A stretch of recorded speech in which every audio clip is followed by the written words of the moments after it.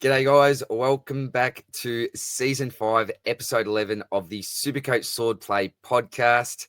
Only two of us again this week. Spills and I did it retro style a couple of weeks back. Now it is just the professor and the teacher with you. My man, how have you been? I know you've had a really busy week. How's life and how you going, brother? Yeah, going well, mate. Oh, it's been a busy couple of weeks, especially with my exam sort of coming up in a couple of weeks as well. But wouldn't have it any other way. As you can see in the top, I don't know what corner that is, but OKC Thunder into the conference final. So I'm very chuffed with that. They're sort of holding me strong at the moment, whilst Carlton is just middling out as per the norm. How about you? I was going to say, if all four of us won with bit of a tragic weekend footy-wise for us. Was, mate. It absolutely was. Look, you don't want to get too arrogant, but surely you mark North Melbourne and then Melbourne at the Gabba as wins. But unfortunately, mate, not the case. Not the case. It's not panic stations. We're still right up there. But you don't want to be losing to those type of mobs, do you, Janath? Let's be honest, mate. But yeah, shout out to Spillsy and Rossco, both very busy men at the moment. I know Rossco's doing some prepping for uni, and Spillsy just does not have a spare minute at the moment with everything that he's doing. But shout out to our two brothers. The agenda for this week, mate, we'll quickly go through the round reviews. I'll have a rant. I'll go through Spillsy's tweet of the week. We're going to look at some DPP watch because very soon we're going to have some players that get that extra position added, and that may play a big part in whether or not we're looking to trade them in to our sides. We'll look at the injuries. Injuries this week. Jeez, it's a big topic. We've got three players in particular we're going to discuss. Then we'll look at some hold or sells, the rookie data dump, some trade-in targets, and some potential roller coaster type picks, those risk versus reward picks. We'll quickly discuss some of them, our trades, and the captain's corner is back for this week. Super exciting.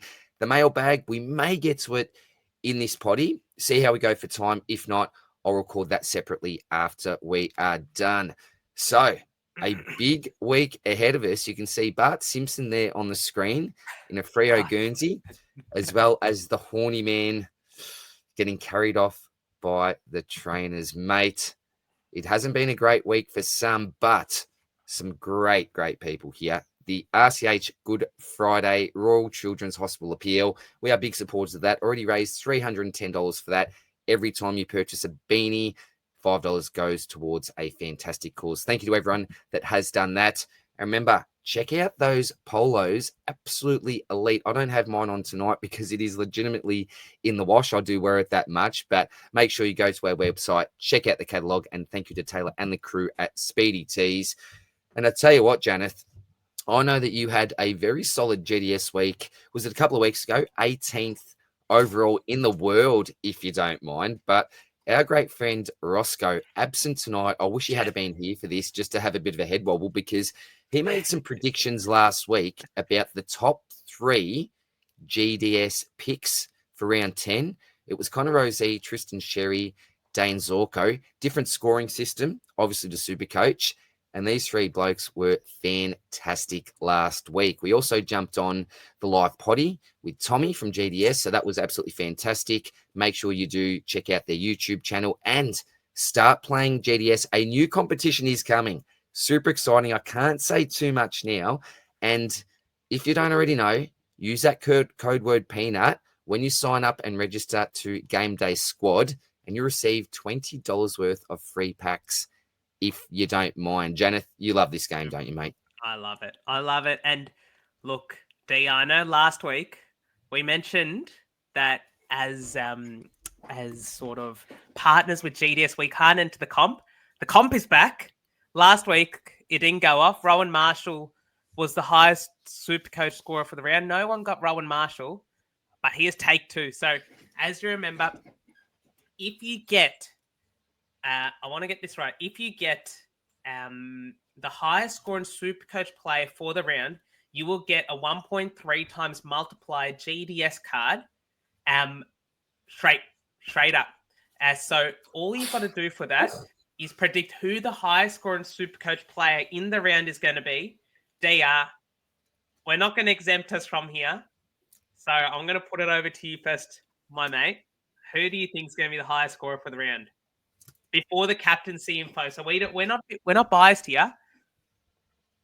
Who do you I'm think? going to say one Giordano Dawson against West Coast this week. He's my number one GDS pick for the week, brother. How about yourself? All right, I'm going to go not left field, but I'm going to go one Zach Merritt against Richmond. Zachary, come back. If a player's going to bounce back, it is going to be him, a very proud man as we've come to know him. So you've gone Jordan Dawson. I've gone Zach Merritt. If we can get our hands on a 1.3 times multiplier of those players, geez, we're laughing. But put it down in the comments section with your team name as well.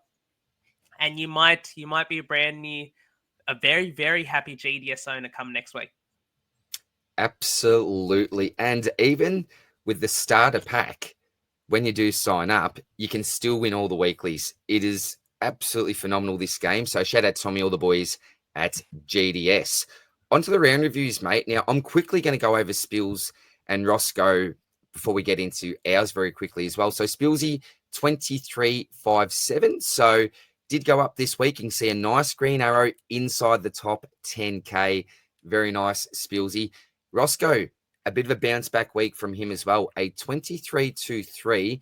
And I know, unfortunately, he's a great captain expert. He did go with the Shees as a bit of a pod this week and didn't quite come off. So if you get that captain pick right, Rossco could very well be close to top of the pod for this week. We knew that the great man would bounce back. He's been smashing it in game day squad. So shout out to our two brothers there. Spillsy, I think that he ended up captaining Sherry as well and did bring in Big Max Gorn. He full sended it. So at least he doesn't have to worry about that anymore. How about yourself, brother? Tell us about your round, a 23.74, sitting second for this week. Yeah, look, very happy that we can see green arrows across the board there. That's what we love to see in general. Last week was a bit of an interesting week. So from a trades front, I brought in Jackson Clansard El Howley. Oh my goodness. Seeing Sard get subbed out at halftime, I feel like you can't cop a trick with these rookies that get subbed on and off. Like every single time you bring them in, they're either the green vest or the red vest. It's like, but look, can't complain too much. Owned the horny one. Unfortunately, he popped the string. Oh, it didn't look great. It was the way that he was hobbling off. It just looked awful there. Held TDK. I'm very happy that big Matty Flynn came through with the goods with a 111 there. VC'd Tristan Sherry. So I think I feel like it really is back to the days of set and forget. Sherry 150. And yeah, very happy with Sinclair on debut with the 131 there as well. Look, I think bench cash gen, bench hygiene. I know a couple of weeks ago I was saying that possibly had too much cash gen. Never the instance. I'm not going to jinx that one. I want to reverse jinx that one. I swear, there's so much carnage going on these benches that I think the buyers, it's almost good that we split it up over 5 weeks this week, mate. Very, very nice, mate. We'll quickly touch on some buy strategy just for a couple of minutes during the potty as well, mate. But a very nice round from you, considering that you managed to hold on to TDK. If you take that into consideration, you look at your round score, I think that's a massive win for you this week, buddy. And very quickly, we were talking off there about your boy Archer Reed from West Coast, having Reed over Boyd, being able to swing that, bring Flynn down to that R2 position. It's been a fantastic move. That over the Boyd pick, man, what a difference. So congrats on that starting, brother. We were talking about how 13.5K, like if Archer Reed was 99K, everyone would have picked him.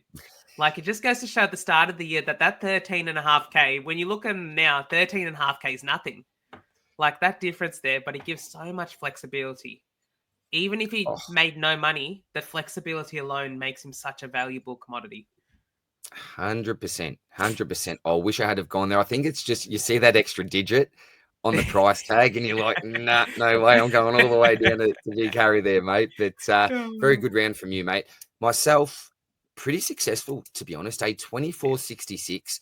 And I think most of you probably would have watched the round review by now. But in case you didn't know, I was in a big semi-final in the great Abs' Squadfathers Cash League. It was a big knockout cash league. Somehow fluked my way. There were 512 teams that started, made it to the final four. So for me this week, I was pretty much prepared to blow up my team for the rest of the season because I'm now guaranteed a minimum of $1,000 for the runner-up. And then there's 1,700 for first prize. And it was all about the fam. I thought, look, they put up with me. They put up with a lot. I spent a fair bit of time producing some content. So why not just blow up the team a little bit, go for the cash this week? And luckily did get up. And a big shout out to my opponent, Arush, team of Silk. He's a great man.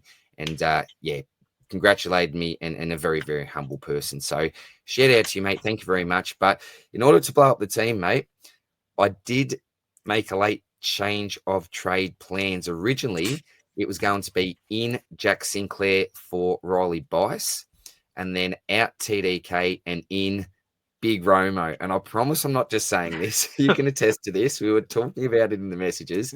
That's what I was doing. But at the end of the day, I wanted to just get that Aldi insurance. Actually, is Aldi good insurance? I don't know. The best sort of insurance. I wouldn't be going Aldi, mate. Jeez. You know, right? Well, I'll take that back. Not Aldi, but I wanted that top line insurance. Yui. We'll go Yui. I want some Yui insurance.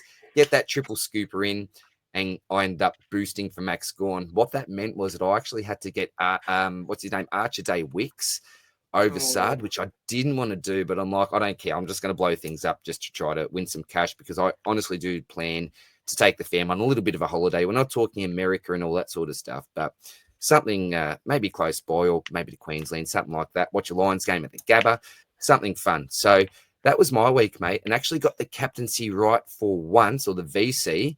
It was Tristan Sherry. I took that bit of a risk and actually went into Gorn and had to make the call at around 3/4 time. He was on enough. I thought I was safe and definitely the right decision at the end of the day. But made some moves I didn't necessarily want to make. But at the end of the day, goal achieved for the week, brother. Now, 100%. There we go. Let's look at the next slide. Come on, mate. You've got to. Legitimately, this is like shooting Bambi, like taking that number one spot. It's like I legitimately, and you think I'm telling porkies here, I don't get any joy out of this. I'm more than happy to see my other two brothers sitting right there up the top. Oh, but that's all right, look, mate. You can't complain too much. I'm not looking down too much at these two because you see the scores there, 22-212, 22-167 with a hold of TDK with some extra trades in the bank. So Janath is in a much stronger position, I think, team-wise than me. And then you got Spillsy there, absolutely coming home, as well as is Rossco, mate. So all that out of the way, I'm going to keep this rant short because you can see from the screen, there's a couple of things I want to quickly mention here. First one to Bailey Williams, mate. I've got no words for you. What sort of a teammate are you? You've got teammates like Libba who would just do anything, break bones, put his head over the ball, do anything he could for his teammates, let alone if he had the ball with under a minute to go, a little chip pass, 15 across to Bailey Dale. He would have done that, but Bailey Williams didn't. And he denied this man of 50 touches, if you don't mind. I'll repeat that again. 50 touches. He had 49 and was absolutely left hanging by this man. So, Bailey Williams, hang your head, mate. That was absolutely terrible on your behalf. Why didn't you get him to 50? No good at all. And look, I haven't actually seen the article because I think it's a Code Sports subscriber article. Apparently on Twitter today, I did see something quickly where they explained the reason behind Bailey Dale's, I'm going to say low score in the 140s. I haven't checked that out. So there may be an explanation for this, but I'm having a little dig at champion data. For a bloke that gets 49 touches, the majority of those kicks with nice efficiency, how the heck does he score 30-odd points more than Lockie Whitfield at 20-something touches? It's an absolute joke. I made a tweet. If this man's name, if Bailey Dale's name was Lockie Whitfield, that was a 200-plus game. I'm not complaining with his score in a way because he's hit the floor for me a couple of times this year. So I'm celebrating with the pick currently. But at the same time, it is so underwhelming when you look at the stat sheet. So a happy Bailey Dale owner, but not happy that he didn't at least get a 170. So a little bit spewing about that, brother, but happy that I own the bloke. Spillsy's tweet of the week. Now, this is, a bit of a somber moment just for a minute here. Shocking news, mate, during the week. It's obviously got to do with the Selwoods. This is a tweet from who I genuinely believe is the father of fantasy football, Jock Reynolds, and legitimately one of the better humans out there. Legitimately is this man. Devastated. Hug your mum, hug your dad, hug your brother, your sister, your cousins, your uncles, aunties, mates. Let them know what they mean to you. Think people with a smile at the shops. Be kind. Thank people with a smile at the shops. Be kind. We're all in this together on this rock, and life is short. So devastating news, mate. Absolutely devastating news. But I know the whole footy community, Supercoach community, anyone that knows about this story is absolutely behind this family. And mental health, mate, it's affecting a lot of people at the moment. And I know we were talking in the team chat on Twitter this week, and not just the two of us, but the whole group. There's about 30 people in there. And we put a heap of messages through just to say to each other, and we'll say to the community, if you're struggling, speak out. There's so many of us out there that can just be an ear, read a message, and do our best to just listen if that's what you need. So, anything else you want to touch on, mate, on this topic before we move on to some happier things? Yeah, I think last year we had a week where we touched a fair bit on mental health as well. It's the silent killer, really. Like, it's just one of those things where it can just fester along, and before you know it, you're out of control. You're sort of spiraling that way. If we can do anything to stop that from happening, we will. And so that's where I know we are both busy ourselves, but we're both always open to hear anyone. If you just wanted to talk, if you just wanted to rant and you feel like you don't have anyone to rant to that will listen, we will be there to put that rant through, get it off your chest. It's better than it just sitting back and simmering there in the background. Absolutely. Very well said, mate. And the last thing I'll touch on is remember, and I'm very much guilty of this, very, very, very much guilty of this, but don't let a bad Supercoach score ruin your weekend. Really think about what's important in life. This is a game at the end of the day that we love playing. It's a great community and we want to score well. We want to get the highest rank possible or win our leagues, but it is just a game, and don't let it ruin your weekend and get too down on that. Happier times coming up now, Janath. Let's go. Or is it? I'm not too sure. We're going to talk about the buys. So look. Maybe I should take that back. We'll just touch very briefly on. I know we mentioned it last week, but there's just been a lot of carnage that's happened. And I think what might happen is you might feel the temptation to go a pick that you may not have gone otherwise and really forget about your buy structure in a way. And I think that's where something like this can come in really handy. As we were mentioning last week, it's probably best not to have any more than 5 primos across a buy round, especially because I think we're going to struggle to fill those 5 primo spots with the rookies or the lack of rookies that we have available. That's the big concern there. But yeah, I guess in terms of buy planning, the two things that I would say is, one, you want to come out of the buys with a better team than you went into it with. So if you start the buy rounds with 3 rookies on field, you don't want to come out of the buy rounds with 3 rookies on field because you've sidewaysed your primos to get to 18 plays each week. It's not going to be beneficial in the long term. The second thing that I want to say is, as a metric, ideally you want to view the buy rounds as a 5-week sort of stretch. There's not going to be big 2K rank rises one week without experiencing a 1.5K rank decline the following week, because that's just the way the buys are. It's all swings and roundabouts, really. But the best coaches, and I know that it's a bit late to say this, is that those that have adequately planned for the buy rounds, you'll see that if you start the buy rounds ranked at 3K and you can get up to 1.5k at the end of round 16, that is a big win. You've halved your rank in a 5-week block. That's the way I would view it, as opposed to, oh, I dropped 2k in the first buy round. It's all done for. So take it easy. As we were mentioning before, Supercoach is just a game, but it's a stretch. This is a stretch. This isn't a 100 meter in a 100 meter relay. This is like a decathlon where there's stages and you've got to get through each of the stages and you see what happens at the end. That's the way I'd put it. Very well said, mate. I'll only add a couple of things to that. One thing is, when you see those green ticks, if you're using your Supercoach Gold app, don't assume that your Huswaits, your Boxshuls, these sort of blokes who've got in our bench are going to be available during the buys. When I'm planning for them, I'm actually assuming worst case scenario, they'll be out. I count them as a bit of a bonus, if anything. So that's one thing I'll say. And the other thing is that we usually focus on overall rankings here. A bit of a strategy, if you play leagues, is that you could actually stack one buy and just say, look, I'll cop the loss for that week. It means that I'm pretty strong across the other 4 buys. So as a bit of a league focused strategy, that could be something that you could look to do. Just shank 1 week and also look at your upcoming opponents as well. So if you've got a bit of a weaker opponent, just say in round 13, let's just say in round 14, he's got a few of those plays. You think to yourself, well, do you know what? Maybe I don't have to worry about this one as much because I'm assuming I might get the dub anyway. So just a couple of extra things I'll add for the buy talk, buddy. All right. Do you like this one? The DPP watch? So Thought this was pretty clever, Janath, so myself. I don't know where you got this from. Too much. It was, mate, I'd never do this stuff.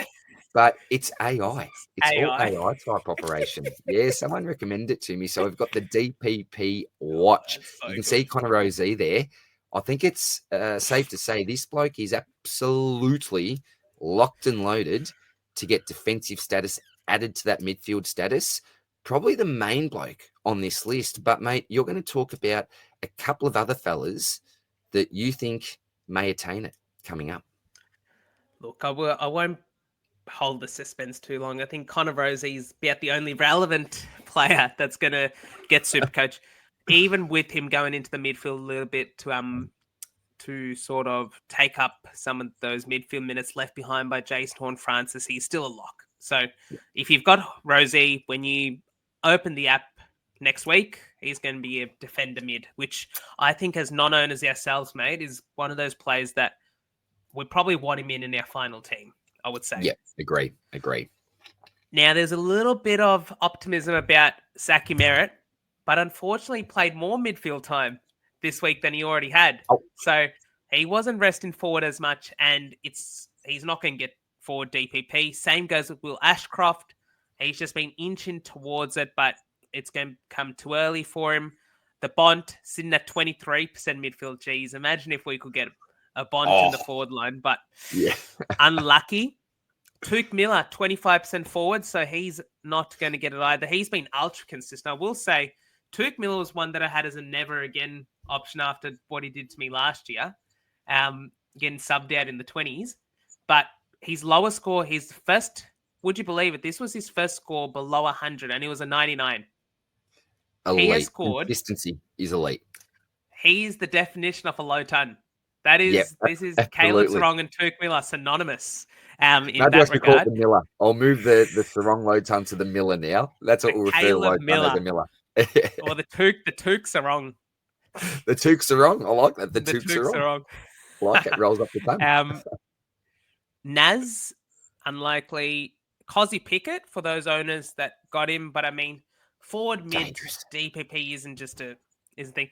You're calling Cozzy Pickett dangerous. You're looking to go after Shea Bolton, mate. We'll get to that very quickly. In terms of other names, look, there really isn't much relevance. If he's, for whatever reason, Sam Banks, looking quite good in the absence of Jaden Short, will get defensive mid status. But, yeah, that's about it at the moment, mate. Alrighty, so Connor Rosie, it is pretty much. Connor Rosie. Yeah, look, we'll see what happens. But the next one will be round 18, I believe, mate. Is that correct? The next round of DPP end of 17 after that. into 18. Okay, very good. But that is the DPP watch for now. The rookie data dump. Now, All right. there haven't been too many fancy graphics lately because let's be honest, there's no fancy rookies available. There's probably one bloke this week that everyone will be all over like a rash. And I may have alluded to it with an image when we were going through the agenda of Bart Simpson. We've nicknamed him Bart Simpson. I had Jono on the other night for the Sunday talkback. I said, who's your favorite character?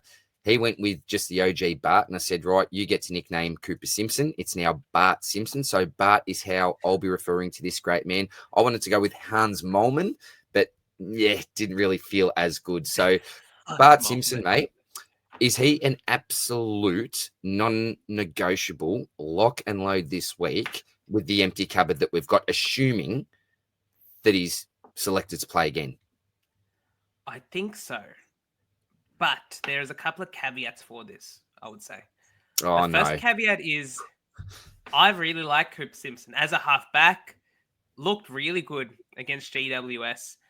Kicked his first career goal, I think. The only Yeah, good caveat is celebration. it's nothing to do with Cooper Simpson, but if you don't have a boost and you've got Jack McRae and Horn Francis, who you believe are both trade outs, what do you do? Do you get rid of both of them and bring in Simpson and a Primo? And then I guess the other sort of thing which is hanging around in the background is Dante Vicentini.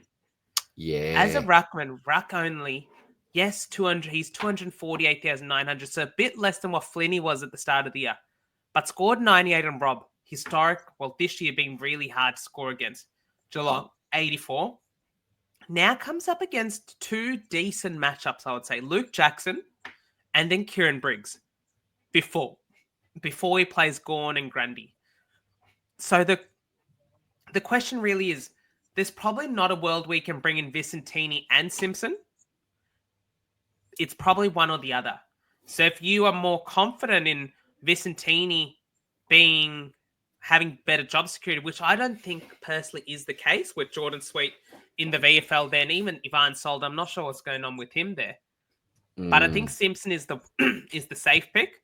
Vicentini is the pick that if you trust in his job security, after the bye, you can have him be your ruckman for 4 of those last 5 weeks or the last 4 bye rounds. Like that's a possible option there. The other one I just want to sort of bring up very quickly is Thomas Sims as a 113.5k ruck forward. He's clunked it pretty well. 45 and 48, so not really set in the world alight by any means, but he's with that ruck forward as I was telling you, mate, with regards to Harry Boyd, that Archery discussion. It doesn't matter what Sim scores really, because he could play. And realistically, if you've got TDK and Cherry and no R3 that's playing, Thomas Sims could provide you with a useful 60 next week against GWS on the first bye round. Like, it's those small intangible things that we want to consider here if you're struggling to get to 18. So I think those 3 are the big cash gen rookies. I want to toss one back to you, mate, because I know, well, 2 of them to you. Jackson Binns, 171,000 midfielder for us, for the Blues, 65 and 56 in his last 2 games, has looked quite solid. Had 14 kicks to no handballs on the weekend. And Good then ratio. also the one that we probably missed last week, but it wasn't necessarily a miss because he just hadn't played any non-sub-affected games, Angus Sheldrick, 81, 191,300, was on 71 at halftime, but only got to 81 in the end. To risk with Mills come back, how do you consider Binns and Sheldrick as options? It was funny at halftime. I think most people were thinking we have to bring this guy in next week. It's regardless of Mills or anything else, the way he's scoring, it's cash in the bank. And we're struggling. Let's be honest. The cupboard is bare. But given the fact that he showed in that second half, it's lower tog, less for scoring ability, with Mills coming back now, during that second half or at the end of the game, I thought to myself, okay, I'm now out of the pick. Given the fact that he is at, 191,000 odd, it's too much. If we're talking Simpson price, then yeah, I'm prepared to probably do that because he's got that great scoring potential. We saw what he did in that first half. Just looked fantastic. But given the fact that he did go down in that second half, not down with injury, but down in scoring and possessions and tog. And with some of these players came back, I think that Sheldrick is a no for me. Jackson Binns, I'll just refer back to you with that one, mate. It's the score's 65-56. They're okay. For me, it is just about the job security. If, as a Carlton man, you can say to me, you know what, I think for the next month, it looks like he can keep that spot, then I'd be genuinely having a look. The awkward thing being that you've got 1 week, then he's got the bye. And that's the same thing with Vicentini that I worry about too. Yeah. Does he potentially have a bit of a poor week this week? Then he's got the bye. They assess things over the bye and say, look, we're going to go back to Jordan Sweet. Now, I really don't know. Do they look to the future, given the fact that this season is not looking overly successful?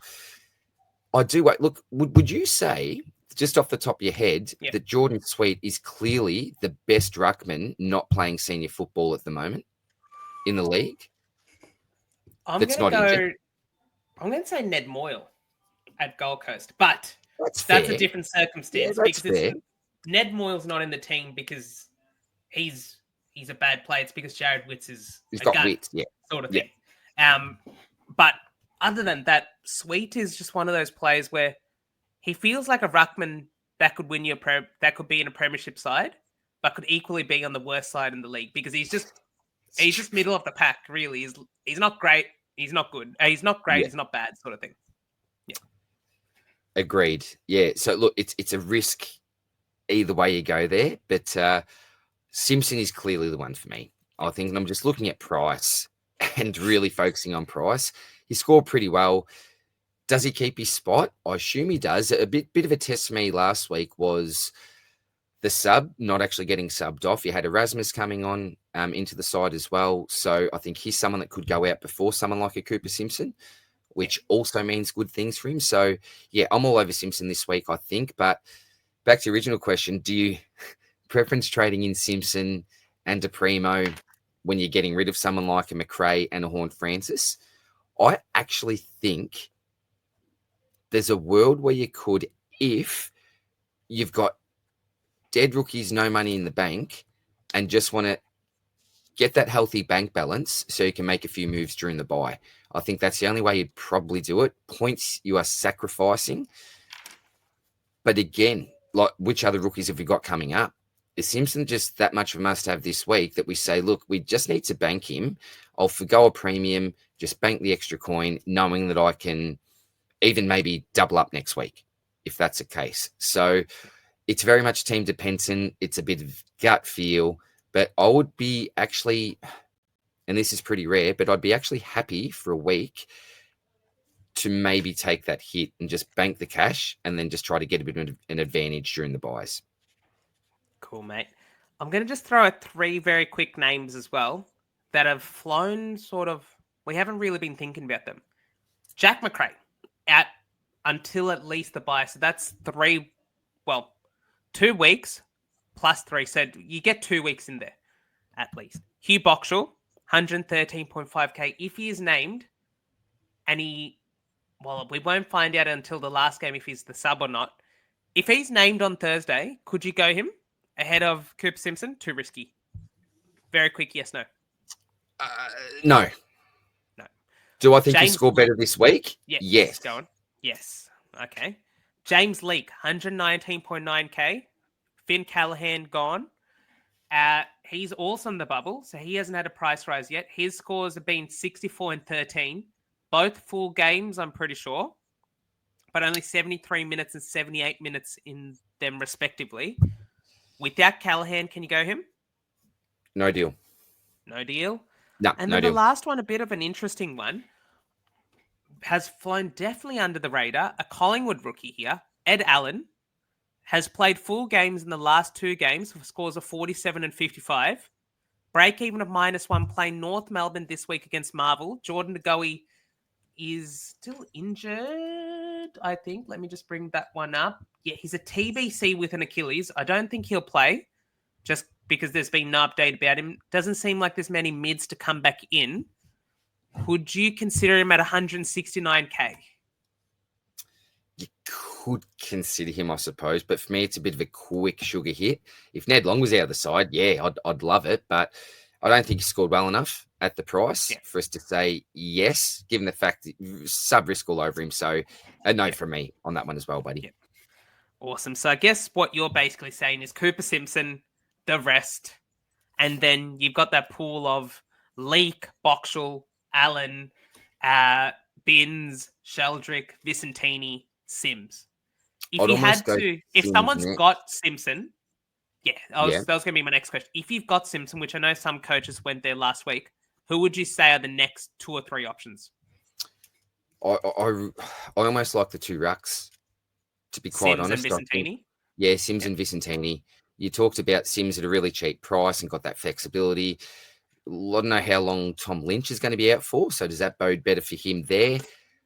Potential, and with Vicentini, if he keeps that number 1 spot, number 1 rucks, they can't really score too badly. They just tend to score pretty well. So I'd probably go with the 2 rucks, I think. And just very quickly, for anyone thinking about Kitty Coleman going early on Kitty, I would not advocate for that.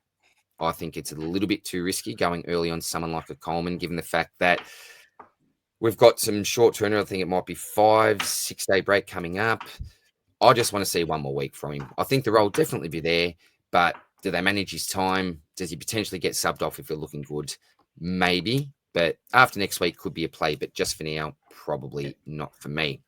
Anything else, mate? Kick into the corridor, mate. Wasn't it? And it just went over the other player's head, and he just saw never in doubt. Never in doubt. The man is back.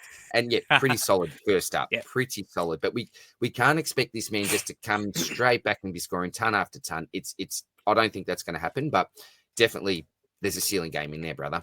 Yeah. Anything else you want to discuss for the rookie data dump before we move on? No, mate. I'm in agreement with you. I think Simpson, Sims, Vicentini are probably the big 3. But if you really want, you could take a flyer on a James Leake type. For sure. Yeah.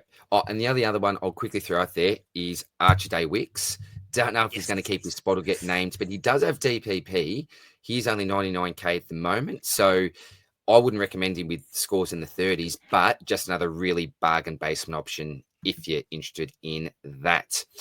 The injuries, mate. Now we know that we've got the big 3 and we're going to touch on them in a minute, bit of hold or sell type stuff. But is there anyone else at the moment that you're concerned about going into this week injury-wise? We did touch on Tom Lynch as well, but any other names that you quickly want to bring up? Yeah, so I'll leave those big 3 onto the next slide there. Just very quickly, TDK is a test. He's likely to play as per Sammy Edmund and the great... oh, my goodness. Why is this... Oh, sorry, mate. The GOAT Fantasy... Oh, more is magic. No. Oh, what's his name? Drew Jones on Fox. Drew Jones, Fox Footy. He loves his super coach and his fantasy. Shout out to you, legend. The GOAT Fantasy may actually be watching this, so I didn't want to forget your name there, but he did mention that TDK is a test. So that's a big plus for us TDK own holders out here. Noddy is a test, and I think this is a really good litmus test for Cooper Simpson. I don't think it affects him because they play different positions, but someone's got to go out for Noddy, right? Like that's the assumption here. You can see DR is not a very big Erasmus fan. See you, Neil. Hayden Young, 8 to 10 weeks. Now, the only reason we knew this was the case, but since Young has gone out of the side 2 weeks ago, the man that has taken up that mantle is Shea Bolton, 52 and 48% CBAs in the last 2 weeks, which have been the highest that he's had all year. So, do we see that continue for 8 to 10 more weeks? If so, that roller coaster, it may become a very, very good roller coaster there, mate. Jaden Short, he's nervous already. Hasn't even boarded the roller coaster. He's nervous. Jaden Short, for those that still own him, 1 to 2 weeks with a calf injury. I think this is different from the knee soreness. Yes, so it's. Now he's got a calf injury, so it's just been a couple of bad weeks there for short owners. Callum Mills was played in the VFL on the weekend. I think he may be back in the AFL this week, even with the Swans victory. So who goes out? I guess with Justin McInerney being a sniper, The Oh, Swannies on the weekend, I'm just going to go sidetrack here. They were out for blood. I kid you not, the amount of times that our players copped it, nuts, mental. Justin doesn't really McNerney ring. takes out Star Switch, doesn't learn anything, goes back Yeah, for the more on JSOS. Like, he's bastard. like, Yeah, just wants to piss stick off. on the sideline, mate. Like, come on. Yeah, bugger off, Um, Justin. But yeah, Millsy will probably come back in for one of them. And then, yes, Tom Lynch, just a concussion. So 1 week, I say just a concussion as if it's a good No. injury. But when I say just a concussion, I mean it's just 1 week when Yeah. some of the other injuries we really think about are those 2-3 weeks with the hamstrings and stuff. But concussions are, yes, arguably worse than a hamstring injury in the long term for an individual. So that's there, mate. Let's go on to the next slide because I think this is where the money will be at this week. Carnage. And Jack McRae out 2 to 3 weeks. Now that's a bit deceptive there because it's in 3 weeks. So 2 weeks, Saints play, and then their bye is that third week. So theoretically he's out for 3 weeks minimum. And I think that's what their aim is, to get him back for the Bulldogs matchup. So the McRae to play against the Bulldogs straight after their bye. Jason Horne-Francis is out for 4 weeks, listed on the team website, and Finn Callahan out for 3 to 4 weeks. Which, if we're thinking about the Giants' bye, their bye is in 5 weeks. Do we see him before the bye? That'll be an interesting one for sure. So yes, their bye is in. No, sorry, it's in 5 weeks. It's in 5 weeks. So, do we see him before the bye? Possibly. All right, mate. If you let's hypothetically talk this through. If you owned one of these three, what are you doing? Trading. And let's say when I say one of these three, I'm going to categorize McCrane, Horne-Francis similarly because I think they're both forwards. They're both players we want in our final team, I would say, more so than a Callahan. Agreed. If you only own one of them, you would trade that player. 100%. 100%. Yep. Do you want to justify a little bit why you're saying 100%? Well, I just think at this stage, and all the different cases, right? So let's quickly start with Jack McRae. His ownership, and I've looked at the top 5%, or is it 1%? It's basically 100%. Everyone owns this bloke. I just think he can get a real leg up here by trading him out as a bit of a point of difference. And I think this year is different compared to other years because we just talked about how bare our benches are. I don't believe that we really have sufficient cover to be covering too many premiums. And I'm more of the fact of, let's just get this bloke out with a punctured lung. Like, you're the medical expert here, mate, not me. Not an expert. But surely you could play out a little bit more. He's an inside midfielder. So is there the potential for this to drag on a little bit more? We've also got the buys as well. So that's a huge thing for me with the upcoming buys. We need our premiums, obviously not when it's their buy, but we need our other premiums playing during the buys. So that's a huge thing for me. With Horne-Francis, I got absolutely kissed here because I split him for Marek and Baz. And now I think I'll be able to trade him back in at a really, really decent price. But I think if you feel like you've got sufficient cover, then there's a world where you could hold. But I think there are some really juicy options at around Jack McRae's price. You've got some juicy options under his price. I think it's a nice week to trade. So that's some general thoughts there, mate. With Callahan, a bit of a different case because with that timing of the buy, they could be of the belief this guy's our absolute Rolls Royce. Just why not just give him that extra week just to be absolutely sure?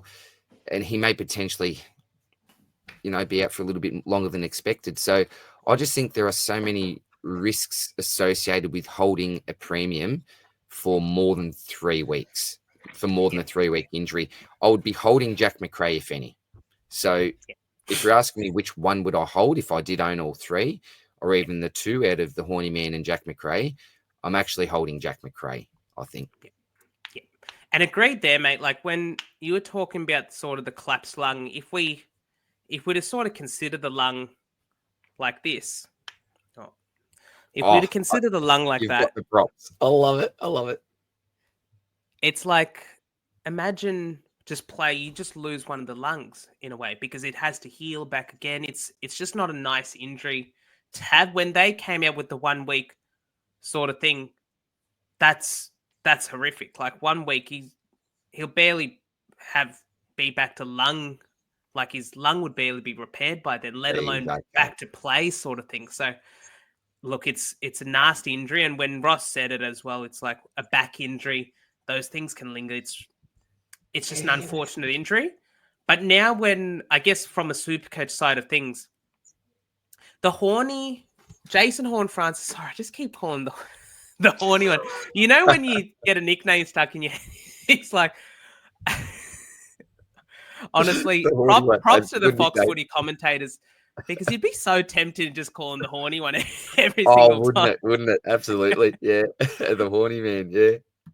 But he's gonna be, let's say he goes 100. He'll be around 440K when he comes back in a couple of weeks. So it's like, with McRae, yes, he's got the 150 break even now, and so he'll probably drop 20-ish K coming back. But I trust that he'll be at a price where it'll be a bit harder to get to than Horn-Francis. And so my next question here would be, DR, if you own McRae and Horn-Francis, but you don't have a boost. So now this is the instance where, do you trade both of them out, or do you trade one of them out with a maxed out rookie that will probably leak cash if you don't trade them out this week? Or like an example, like Hewitt. Like let's say Max Hall, Elijah Hewitt, Caden Cleary, those types. I would be more than happy to hold one and make sure that you're not actually losing too much cash. So Elijah Hewitt, for me, I think is close to a must trade out this week. I think he's got the potential to throw in another stinker, and all of a sudden, if you don't trade him this week, loses cash, he'll be losing cash again the week after. So a bit of an inconsistent type scorer. So yeah, I would actually do that. I would prefer to do that for this week. Get your Simpson in, upgrade, say, your Horn-Francis, hold on to McRae, know he's not going to lose cash, and then look to move him out, I think.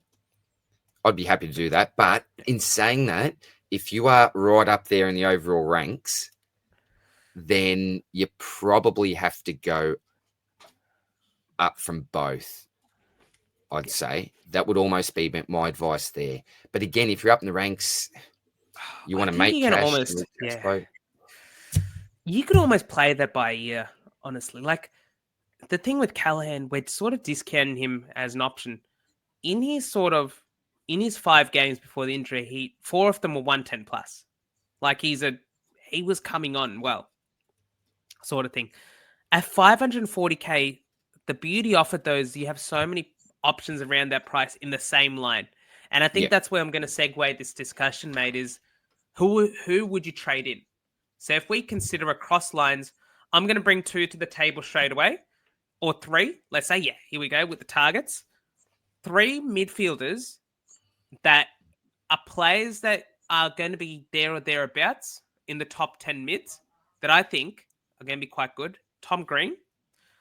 The stat that I want to give you about Tom Green. Now, there are 4 games in 2023 that Green played that Finn Callahan didn't.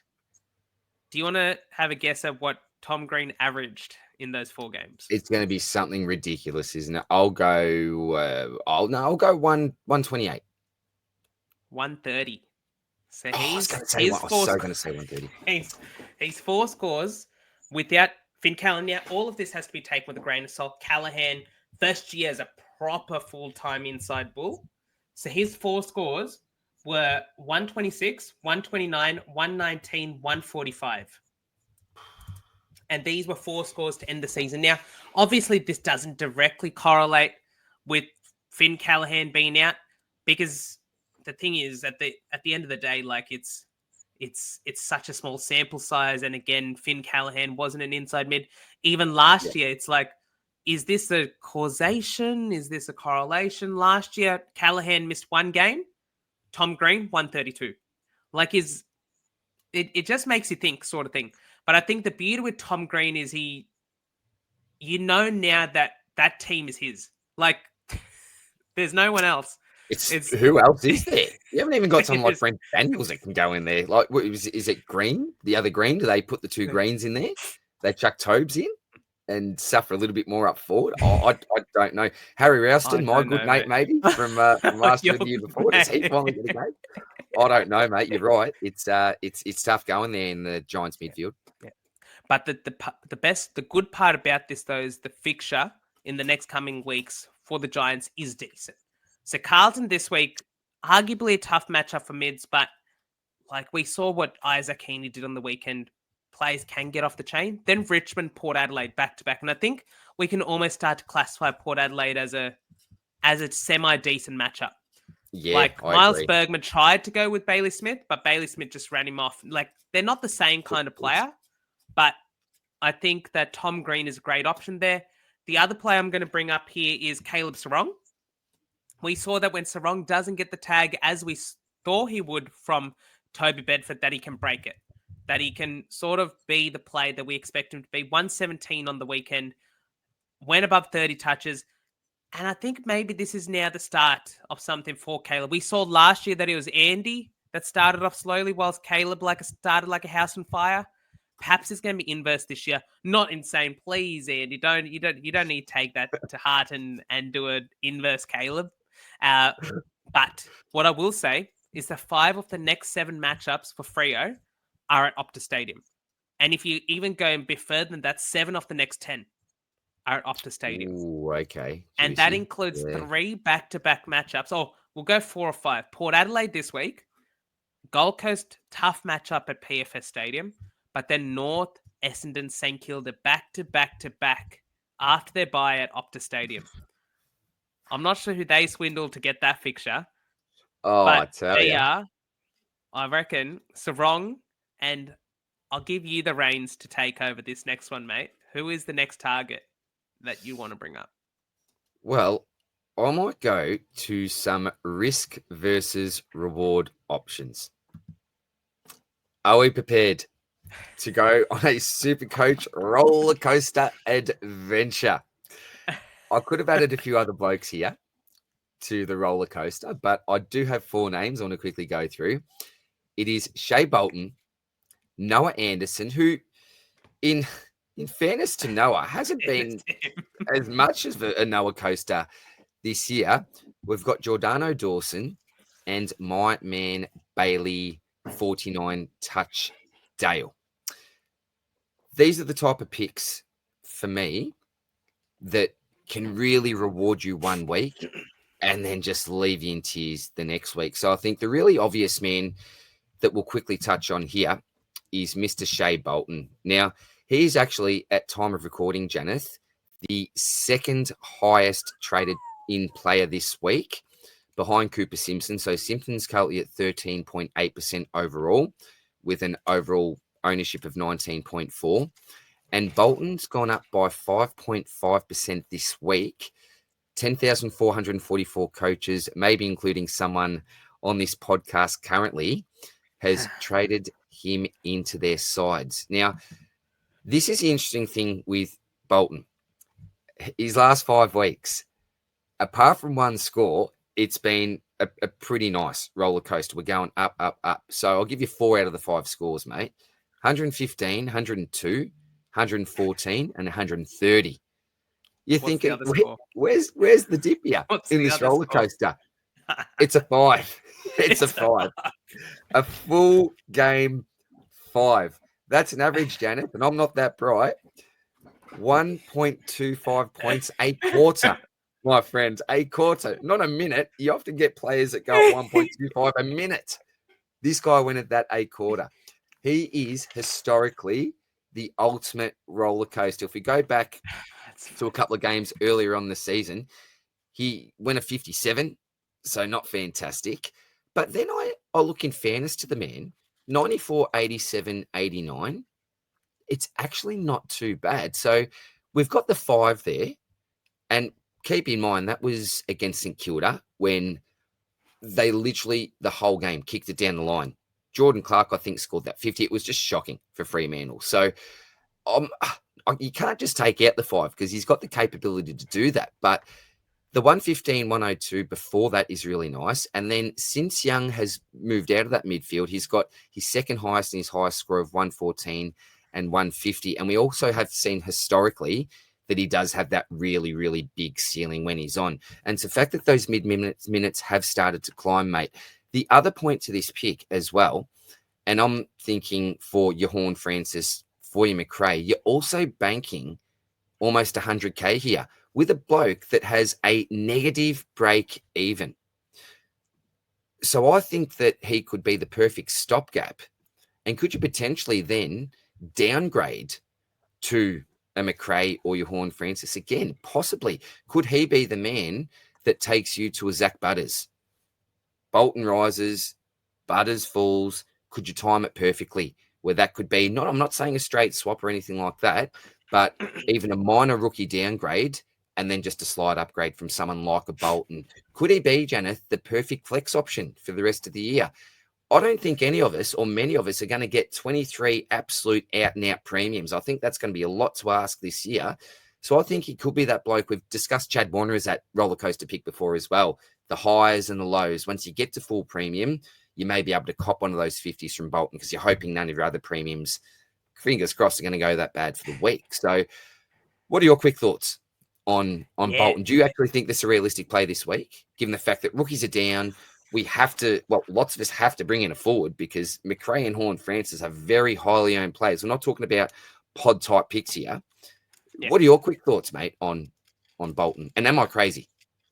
No, I don't think you're crazy at all, mate. I think with Bolton, it feels like a pick of Supercoach 2025, where everyone jumps on, and he either like we had this situation 2 weeks ago with Chad Warner when everyone's like, oh, he's gonna be a spud because that's just the kind of play he is because he's a roller coaster. He started out well. Will it end well? We'll see about that sort of thing. But what I'm sort of trying to get at here is Bolton is that exact type of player. Is that he can capitalize in bursts, but when he's bad, he's really bad. Like, it's cover your eyes sort of bad. Like, 5, that game, I remember watching it. I was like, he's just not scoring. Like, he's touching the ball. He's just... that score's not moving. And it's one of those players where he can ruin your weekend, but he can also win you your weekend. Yep. So absolutely. I think if there's a roller coaster player, he's the type. In saying that, if you had to tell me between Bolton, Anderson, Dawson, and Dale this week, which one of the 4 to bring in, he'd probably 3rd or 4th. Like, oh, interesting. I know that you're a Dawson owner. Yeah. West Coast this week, and I was looking at his overall fixture. So this is what I... all right, give me your thoughts, mate. Give me your thoughts. Because the issue for me is when you look at this bloke's fixture, so he plays West Coast this week. He then plays West Coast again. He plays Richmond and he plays North. So round 16 Richmond. And then for Supercoach finals, round 22 West Coast, round 23 Collingwood, and round 24 North. Oh, he loves Collingwood. Oh, is that... Can you get really... All you need is round 21 Hawthorn, swap that to Richmond, and you literally have the perfect Supercoach finals run. So I'm thinking to myself, do I lock that nice run in now, get the nice score this week, particularly in my situation where I need to get that cash league win, but even taking that out of things, is that juicy fixture at the end of the year just too good? West Coast, North, West Coast again, Richmond, Collingwood, there's Port Adelaide thrown in there. So round 20 is Port Adelaide, Port, Hawthorn, West Coast, Collingwood, North. Is it too good to pass up? I don't know. What are your thoughts, mate, on the pick as a whole? What I would say is he's probably going to be in and around this price. Like, Dawson just doesn't strike me as the type to ever get to 600 because those spike scores are followed by your 78, 80 type scores, which isn't the worst thing in the world because like in a fixture, the thing with Dawson that I really like with him normally, when he's got a good fixture, he capitalizes on it. Like he's one of those players where you can sort of trust that he will get to the score that you expect him to get to. Yeah. And that's what I really like about him. And when he has a friendly fixture like you're mentioning, mate, with with Adelaide sort of thing, West Coast at Adelaide Oval, that's the kind of matchup that he could get a 140 in. And he did it last year. I think he scored 158, against Adelaide, against West Coast at Adelaide Oval. And he was the same sort of thing. He was out of form, but then just these class plays stand up. The thing that really impresses me about Dawson, and it's kind of annoying as a bit of a stats nerd, when I've Dunkley and Dawson in the team and you look at their stat sheets, like Dawson on the weekend, 27 touches, 9 marks, 8 tackles, and a goal. You look at that and you're thinking, if that was Bont, that's 180. Yeah. And he does this frequently. 7 marks, 8 tackles, like 9 tackles. Like, same with Dunkley, like with the marks and the tackles. And then you look at the score and you're like, no. Like, that's not possible. So if you're ready for that kind of emotional roller coaster, then Dawson is your man. All right, mate. So Very well summed up. I don't know if I sold you the pick or made you turn off the pick, but I'm not too sure either, to be quite honest. How about Noah Anderson? He's been pretty consistent. We saw what he did last week. Absolutely got off the chain. I'll throw him in someone like the Tom Green conversation as well, like an Anderson type pick. What are your quick thoughts on Noah Anderson? Are you a fan? Would you recommend looking to potentially bring him in this week? Yeah, I'm a fan. I just think that I have Tom Green and Sarong ahead of him. Anderson, The thing with Anderson, like, I think potentially he's taken a step back from that ball hunting sort of mentality because he's now the captain. I saw some footage on First Crack where instead of going after the ball necessarily, he played as a bit of a loose at the end of the game against Hawthorn to sort of save the game. And that sort of correlated before the Hawks matchup. The only score he'd had above 113 was in round 1 against West Coast. And so when I'm thinking about that way, like Sarong's only had 1 really good score as well. But at least I still know, like right now, he's hunting the ball. He's doing all that he can, given the circumstances. And by no means have Fremantle had an easy run so far this year for mids, even though Brayshaw's going well.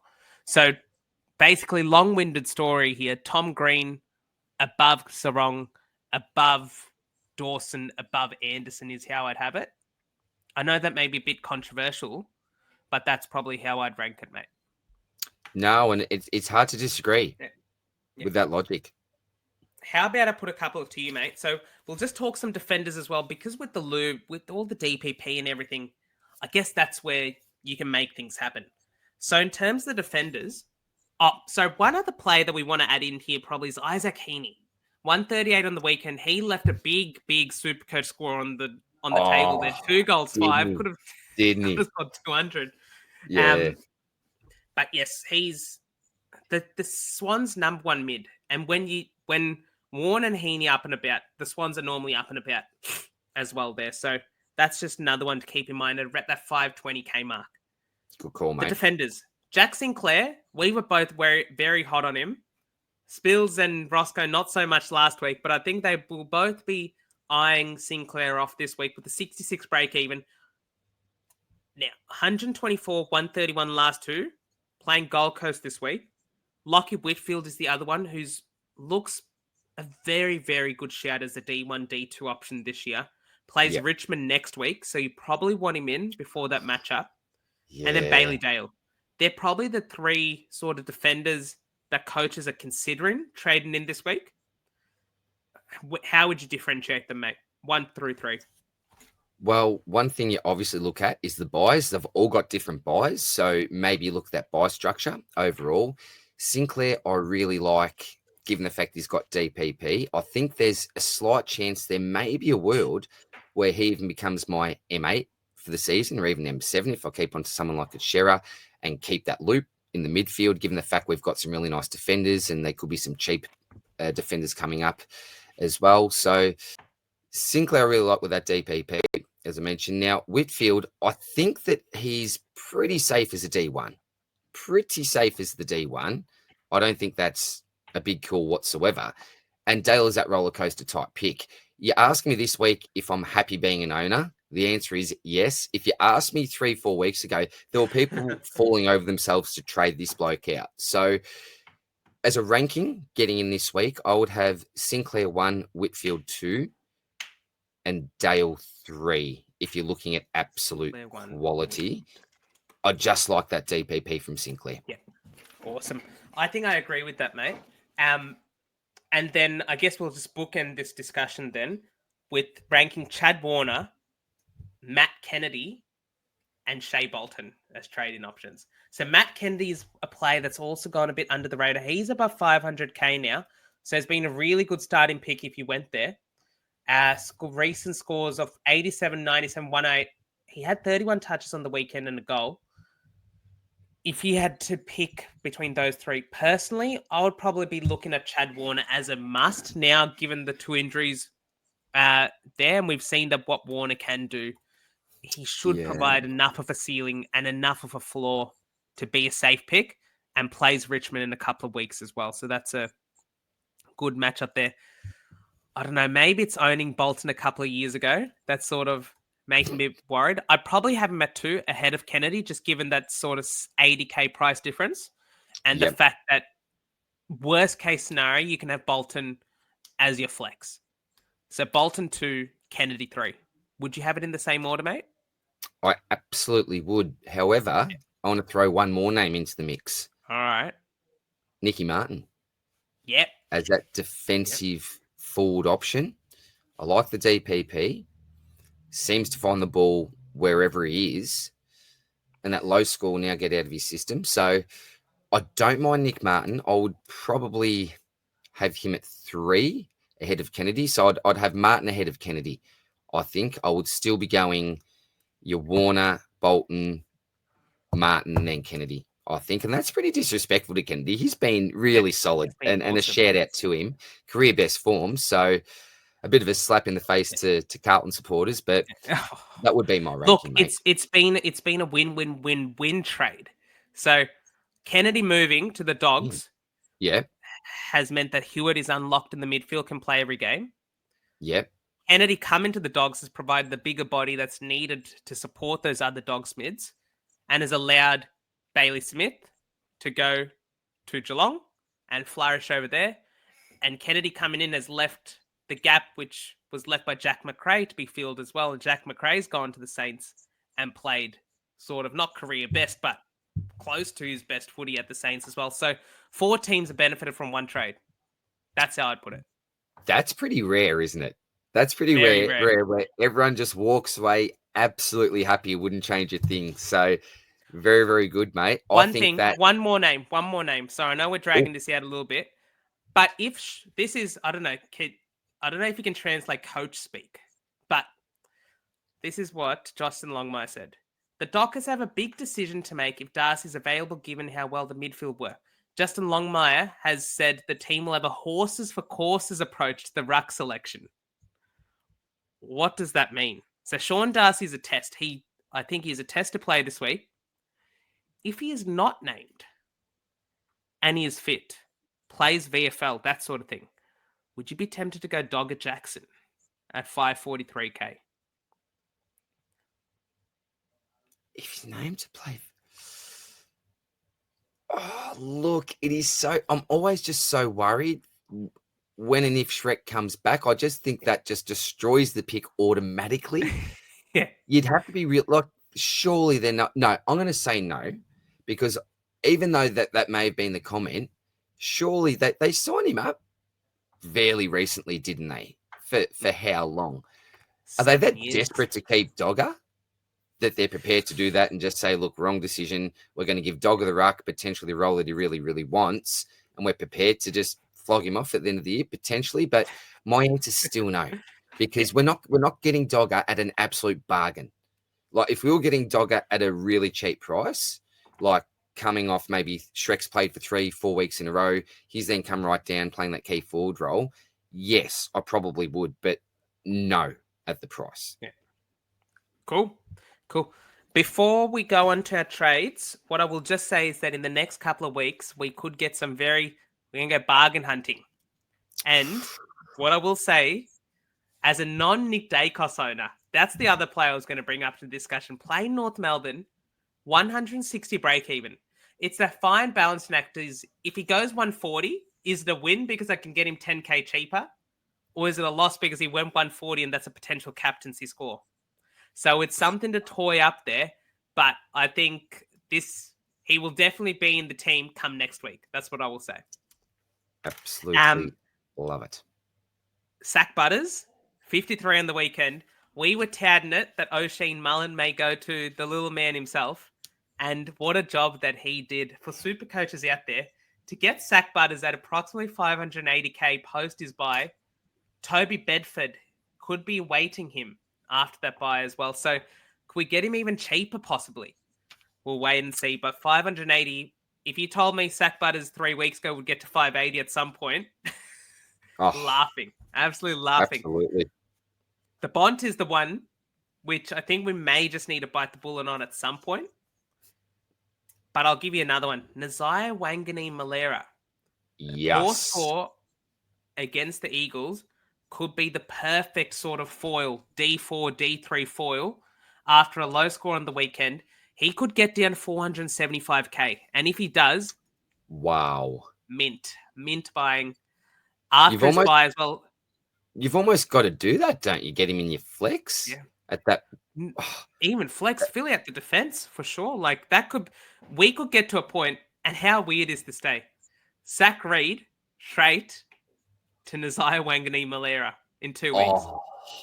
Oh, that would be unbelievable, wouldn't it? That would be so good. Ridiculously good. That's ridiculous. Very quickly on Zach Reed, just say if he puts a bit of a low one in this week, gets that high break even. Yeah. Kitty Coleman after this week, bit of a awkward sort of downgrade, but just throwing it out there. Just throwing it out there. But no, I think we've touched on a lot of the key players this week, mate. Trade-ins, trade-outs, that sort of thing. Should we go into our trades?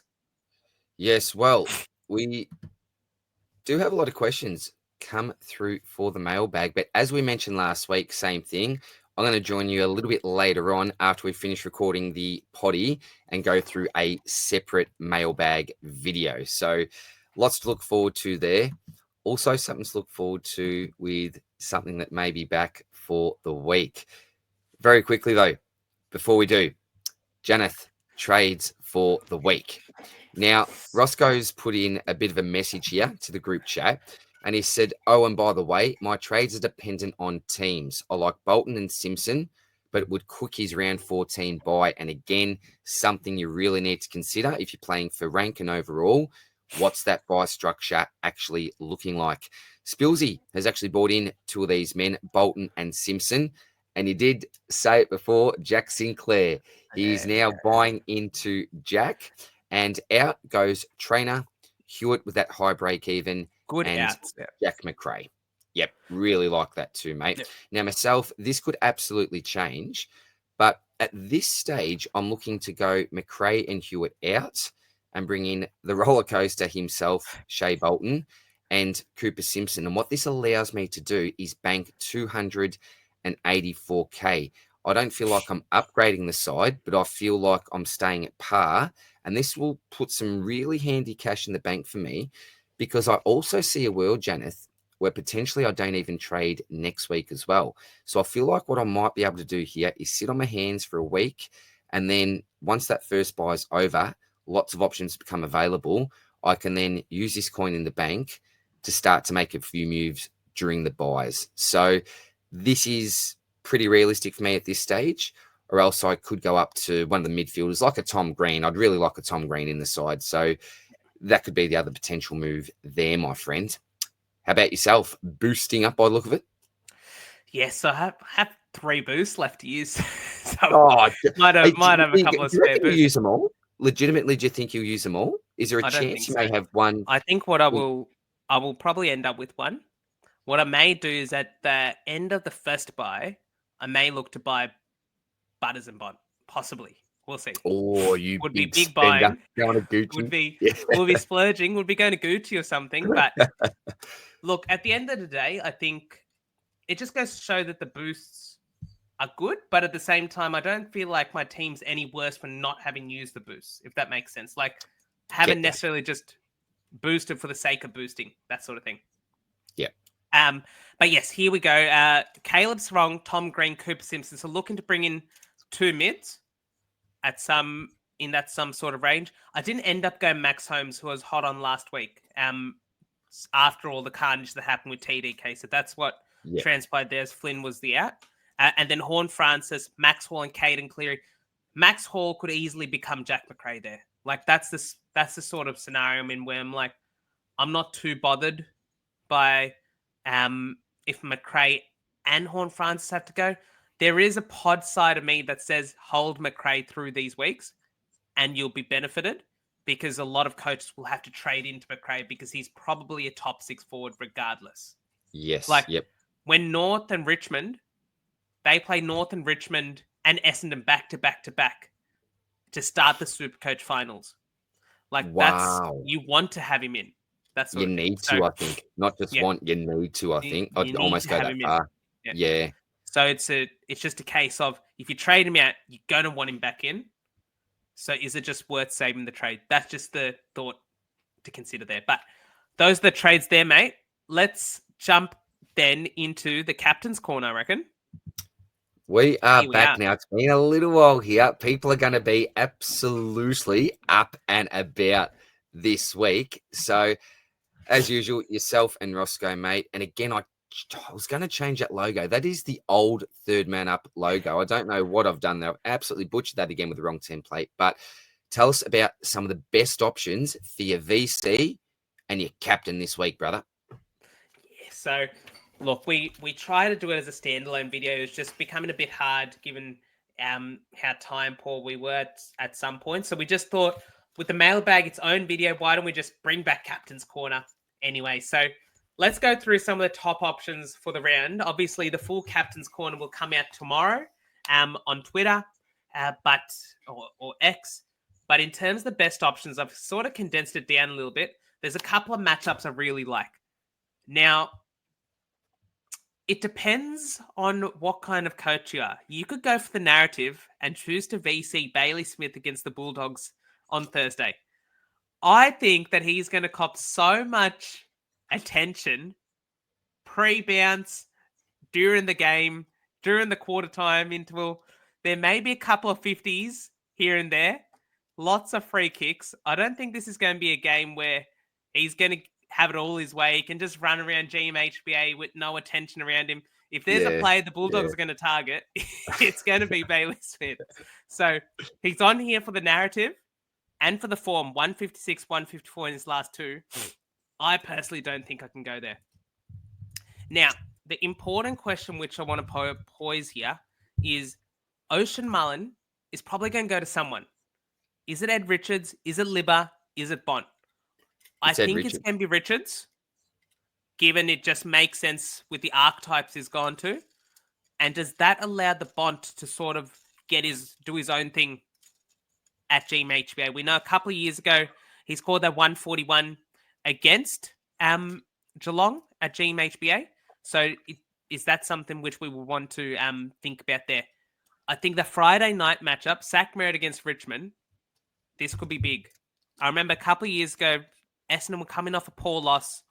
Merritt, a lot of coaches brought him in that week, 160. This could be that type of matchup. And we didn't even talk about Saki Merritt as a trade-in option because of just how poor he's been the last couple of weeks. Massive but break. He too, this is after a 172. He's gone 76-65. He could be 515K in 2 weeks. Like, Saki Merritt at 515K. Yes, the schedule isn't great, but is that the kind of player that you pay up for? We'll see that. But Sack Merritt this week, great shout. Tom DeConning coming back off injury to the larynx against Kieran Briggs. Not a bad matchup, and I also like Tom Green as an option in that matchup there. But then you go to the big boys in that Collingwood North Melbourne game. If you own Nick Dacos and you own Tristan Cherry, which way do you go?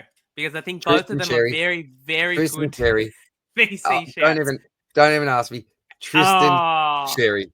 Sounds like you're hard, mate. It's not even a decision for me, mate. It is not even a decision for me. After what Nick did to me the other week when I took him over Andy for the VC, I'm just going with big Tristan.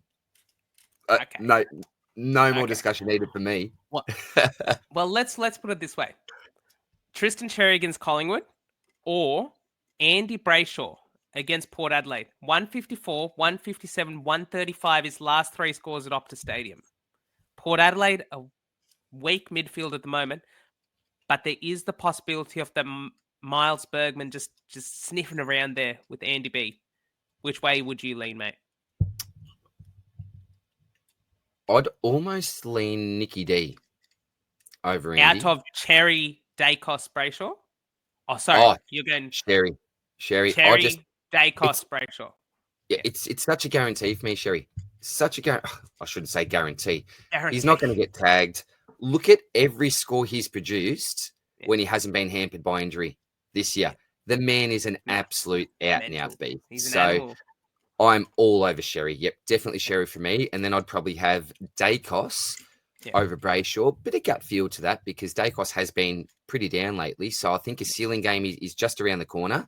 And I think North could be the perfect opposition to do that. But yeah, all three I'd be happy with. If you don't own the other two, more than happy, but probably my ranking, mate. How would you rank the three yourself?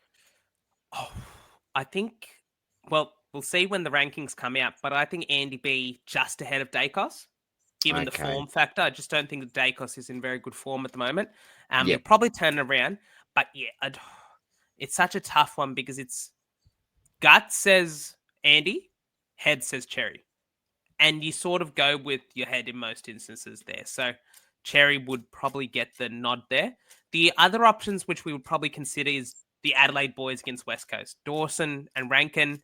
It's a bit of Chook's Lotto seeing how Rankin goes because you can never predict how he's going to score. Yeah. He's like, everything could align for him and he scores 90 and then everything can go against him and he scores 130. Those out of bounds on the Fools on the weekend, like if he converts some of them, 26 touches and 4 goals, like that's a huge difference.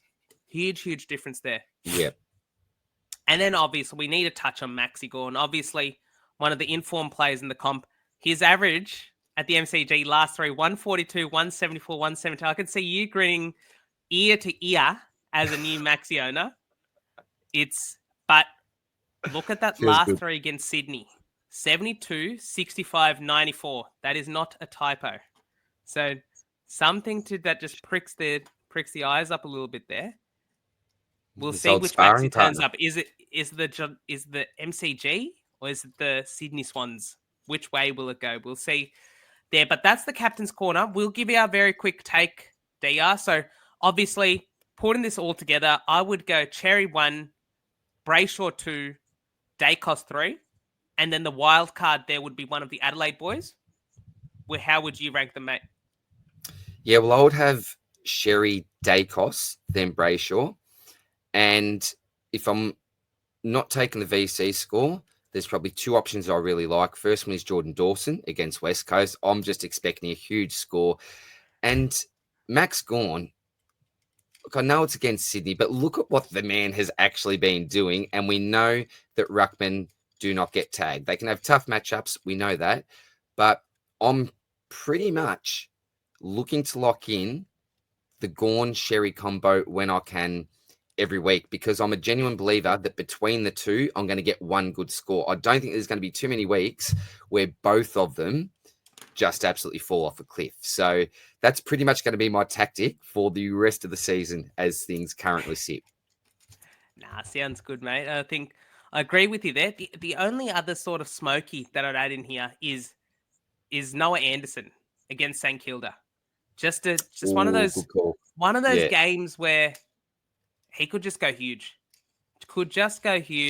And equally insane that Jack Sinclair as well against Gold Coast going back the other way could has that kind of matchup, is the kind of player that normally stands up and after duress. So would be interesting to see there. But the big boys are back.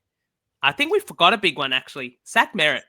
Like as a VC option, if you've got him, I could see you going Merritt into Cherry. Like Merritt, he's probably not going to finish around the 120 mark. Like I just don't see him finish around the 120 mark. It's probably going to be a really good game or just one of those mediocre average games. Like it wouldn't surprise me to see the Dons get knocked over by the Tigers, But at the same time, this is just the type of game that Merritt will get up for. So we'll see there, mate. But stay tuned for the whole Captain's Corner coming out on Wednesday afternoon on X/Twitter, on the Third Man Up Twitter. Elite work that you blokes do here. Elite work. I'm hoping that the two big boys are going to come through for us this week, mate.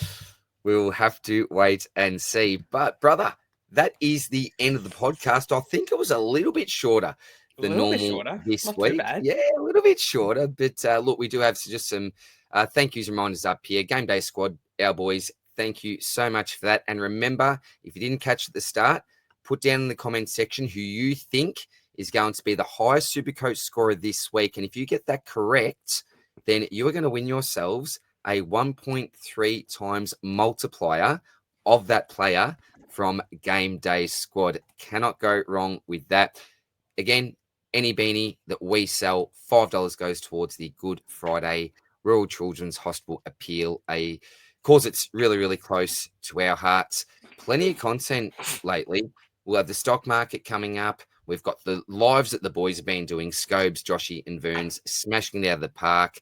We've got the stock market coming up. There's round reviews, everything happening. And if you're looking for some great discussion and advice, make sure that you check out the Supercoach Hub Discord, because Jedi and the boys there do a fantastic job maintaining that. A ripping little community. So the more the merrier. Make sure that you do jump on board there. Brother, officially done. Normally, I throw Spills under the bus here and go, Spillsy, what are some wise words? And he starts to panic and, oh, geez, I'm going to think prepared. I'm going to leave this to you this week. Great, man. What is your final words of advice for our beautiful community?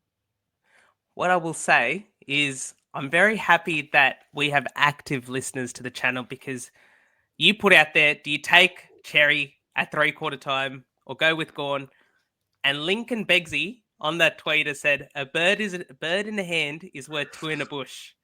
I kid you not, that was the proudest moment of my weekend. That someone took the time to type that out. And so what I'm going to say is that, yes, exactly. A bird in the hand is worth two in a bush. Go with the known. It is worth double, or what I think even more than double, the unknown. And so if that is all the advice that you have, I think you can apply it all across the Supercoach landscape, mate. So this could apply to Mateus Filippo. Like if he's not a known quantity, you go with pay up a little bit more and get that sort of Chad Warner type. So it doesn't just relate to the captaincy there, mate. But I think whenever you got a decision, one, back your gut, and two, a bird in the hand is worth two in a bush. That's my advice right there. Absolutely love it, mate. The perfect way to end. Guys, thank you very much for tuning in. As always, good luck with your trade-in and trade-outs for the week. And we'll see you in the next one. Cheers, brother. Much love.